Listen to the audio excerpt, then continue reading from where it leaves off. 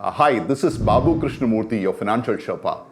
Today we're going to talk about the important topic of financial planning. But first, a story to start with.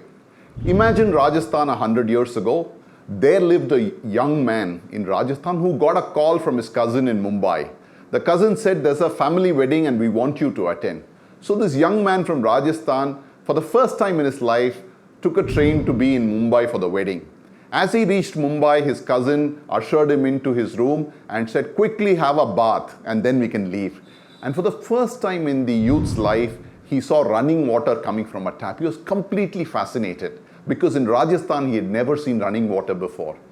And then they attended the wedding, and on his way back, he wanted to carry this fascination back to his village in Rajasthan. So he went to the hardware store, bought a tap, and on reaching his village, he got somebody to quickly fit it on the wall and called everybody in the village, and the village headman was called to inaugurate the tap. And lo and behold, when the tap was opened, there was no water. We all know that, right? He was very upset. The villagers were very upset for wasting time. This young man then called his cousin in Mumbai. He said, "Bhaiya, the same tap in Mumbai gave me a bucket full of water, but in Rajasthan, it ran dry." And his cousin laughed. And he said, "My friend, when the tap that you see giving water is actually preceded by a plumbing that enables it to happen." What is the plumbing? He said, water is taken from the lakes outside of Mumbai, large lakes, and pumped into a storage place where it is cleaned. And from that place, it is pumped into every locality. And from each locality, it is pumped into overhead tanks of each apartment building. And from there to every flat. There is a huge, massive network of plumbing that one needs to go through before one finds water at the end of the tap. That's what the cousin explained. Friends, as in the case of water in the tap, so in the case of our life's goals.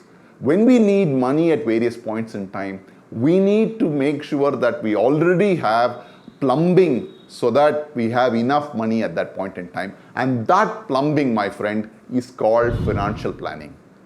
Let's understand more about what financial planning is as we go forward. There are 6 components in financial planning.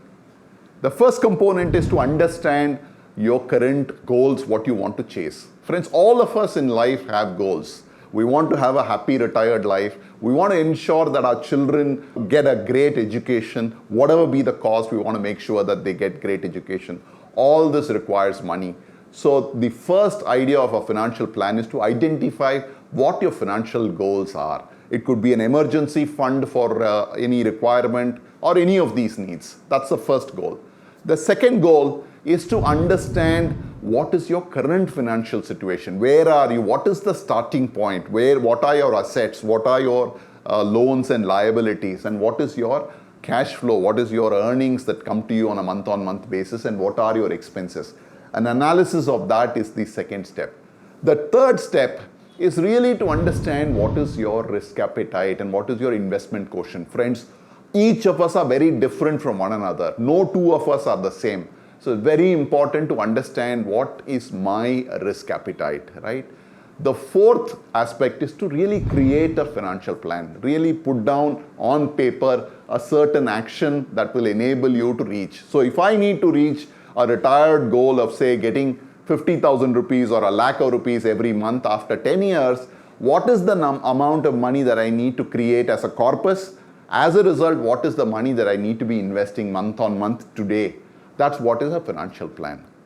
The fifth is to really kind of implement. Whatever plans you put on paper, unless you get down to implementing, it really makes no sense. So really the aspect of the fifth idea is to get down to implementing these investments, making sure month on month, you put that money away to work towards your financial goal.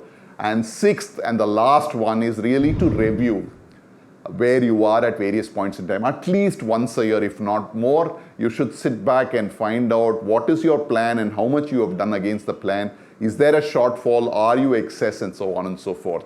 And then go back to the first step and review. So these 6 steps need to be done one after another, friends, if you want to have a robust financial plan working for you. There are various benefits of financial planning, my friends. The top 5 benefits of financial planning. The first one, it gives you clarity of what you want to get in life in terms of your goals. That clarity makes sure that there is no stress in your mind, there is no anxiety in your mind. Clarity moves the anxiety away. That's a very, very important aspect of financial planning. The second aspect is it helps you prioritize your finances. It exactly tells you how much you need to be setting aside as your investment every month, and then make sure that it cuts away all the unwanted expenses and wasteful expenses. So that's the second benefit. The third benefit is really the amount that you need to do on a month-on-month basis is really a very small number. So it's a very bite-sized number that you need to do. So it helps you get into a larger goal with very, very small numbers. The fourth, you can think of very large and audacious goals in the long term. Even those can be planned and executed by using a financial planning route.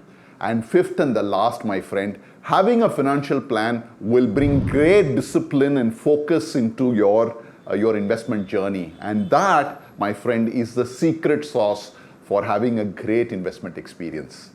These 5 benefits far outweigh all the troubles that you may ever undergo for financial planning, and I'd urge you to get into financial planning at the very earliest.